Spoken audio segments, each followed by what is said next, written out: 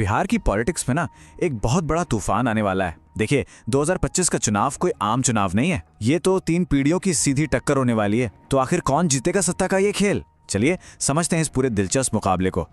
तो सवाल बस एक ही है और एकदम सीधा है।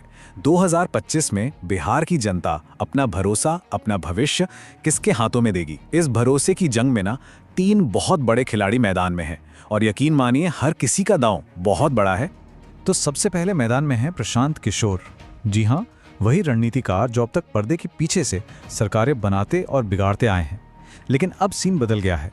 वो खुद किंग मेकर नहीं बल्कि किंग बनने की दौड़ में है। और उनका हथियार है जन सुराज, मतलब एक ऐसा आंदोलन जो कहता है कि भाई असली पावर नेताओं के पास नहीं, जनता के पास होनी चाहिए। उनका ये नारा सिर्फ एक नारा नहीं है, ये उनकी पूरी स्ट्रैटेजी है। वो बंद कमरों में मीटिंग नहीं कर रहे, वो तो हजारों किलोमीटर पैदल चल रहे हैं। सीधे बिहार के गांव-गांव, कस्बे-कस्बे जाकर लोगों से पूछ रहे हैं कि बताइए आपको कैसा बदलाव चाहिए। ये एक पॉलिटिक्स करने का एक बिल्कुल ही नया तरीका है। उनका फोकस एकदम क्लियर है, सिस्टम को ऊपर से नहीं, नीचे से, एकदम जमीन से बदलना है। वो बात कर रहे हैं विकास की, साफ सुथरी राजनीति की और लोगों से सीधे कनेक्शन की। ये बिहार की जो पारंपरिक राजनीति है ना, उसके लिए एक सीधी चुनौती है, एक नई सोच का वादा जो कह रहा है कि बस अब तक जो हुआ वो काफी नहीं है। अच्छा, अब आते हैं दूसरे खिलाड़ी पर, नीतीश कुमार। बिहार की राजनीति के सबसे अनुभवी योद्धा। दशकों से वो सत्ता के केंद्र में है और उनका सबसे बड़ा तुरुप का इक्का है उनका तजुर्बा, उनका एक्सपीरियंस। उनका मैसेज भी बिल्कुल सीधा और साफ है कि जब राजनीति का समंदर तूफानी हो ना, तो एक अनुभवी कप्तानी चाहिए। वो खुद को बिहार के उसी कप्तान के तौर पर पेश करते हैं जिसने बड़े से बड़े, मुश्किल से मुश्किल दौर में भी नाव को डूबने से बचाया है। लेकिन यही अनुभव अब उनकी सबसे बड़ी चुनौती भी बन गया है। बिहार की जनता अब सीधा सवाल पूछ रही है कि इतने सालों के राज के बाद भी हमारे गांव की सड़कें, हमारे बच्चों के स्कूल और हमारे युवाओं के लिए नौकरियां वो क्यों नहीं बदली? और ये एक ऐसा सवाल है जो उनके अनुभव के मजबूत किले में सीधी सेंध लगा रहा है। और अब बात करते हैं तीसरे और आखिरी दावेदार की, तेजस्वी यादव। राजनीति उन्हें विरासत में मिली है, वो एक बहुत शक्तिशाली राजनीतिक परिवार के उत्तराधिकारी हैं।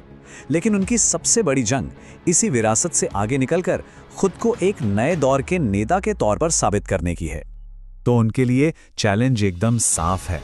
क्या वो सिर्फ एक नाम बनकर रह जाएंगे या फिर बिहार की नई पीढ़ी की असली आवाज बनेंगे? उन्हें ये साबित करना होगा कि उनके पास सिर्फ एक सरनेम नहीं बल्कि भविष्य के लिए एक नया विजन, एक नया नक्शा भी है। बिहार का जो युवा वोटर है ना, वो अब उनसे साफ साफ कह रहा है, हमें विरासत की कहानियां नहीं चाहिए, हमें भविष्य का विजन चाहिए। हमें जाति के समीकरण नहीं, हमें नौकरियों के अवसर चाहिए। सवाल यह है कि क्या तेजस्वी यादव इस उम्मीद पर खरे उतर पाएंगे? तो आखिर में ये जो पूरी लड़ाई है ना, ये सिर्फ 3 चेहरों की लड़ाई नहीं है, ये लड़ाई है बिहार की आत्मा के लिए। 2025 का ये महासंग्राम 2 बिल्कुल अलग अलग रास्तों का टकराव होने वाला है और बिहार को चुनना होगा कि उसे किस रास्ते पर आगे बढ़ना है। ये सिर्फ मुख्यमंत्री की कुर्सी की लड़ाई नहीं है, बिल्कुल नहीं। ये इस बात का फैसला करेगी कि आने वाले दशकों में बिहार विकास की दौड़ में आगे बढ़ेगा या फिर उन्हीं पुरानी समस्याओं में उलझा रहेगा। दांव पर एक पूरी पीढ़ी का भविष्य लगा है। और ये टकराव ना 2 नारों में एकदम साफ दिखता है। एक तरफ से आवाज आ रही है, बहुत हुआ इंतजार, अब बदलाव जरूरी है। ये आवाज है उन नए आंदोलनों की। और दूसरी तरफ से तर्क दिया जा रहा है, जल्दबाजी ठीक नहीं, अनुभवी असली पूंजी है। ये दलील है पुराने स्थापित राजनीतिक धुरंधरों की। तो सवाल घूम फिरकर वहीं आ जाता है, क्या बिहार की जनता इस बार नई सोच के वादे पर भरोसा करेगी या फिर पुराने अनुभव के साथ ही खुद को सुरक्षित महसूस करेगी? 2025 में बिहार सिर्फ अपना मुख्यमंत्री नहीं बल्कि अपना भविष्य चुनने वाला है। और ये फैसला जो भी हो, इसका असर पूरे देश की राजनीति पर जरूर पड़ेगा।